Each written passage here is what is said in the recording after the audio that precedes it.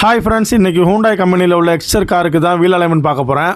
இந்த கார் வெறும் 8000 கிலோமீட்டர் தான் ஓடி இருக்கு. இருந்தாலும் கார் ஒரு பக்கமாக, அதாவது லெஃப்ட் சைடு இழுக்கிறதா சொல்லி கஸ்டமர் சொன்னார். நான் எப்பவும் போல் சென்சார் டார்கெட் எல்லாம் மாட்டி ரன் அவுட் ப்ராசஸை முடிச்சு கேசர் ப்ராசஸ்க்காக ஸ்டேரிங்கை லெஃப்ட்டு ரைட்டுன்னு திருப்பி ஃபைனலாக ஸ்டேரிங்கை செடி பண்ணேன். இந்த காரில் கேசர் கேமரா அட்ஜஸ்ட் பண்ண முடியாது, ஒன்லி டோ மட்டும்தான் அட்ஜஸ்ட் பண்ண முடியும்.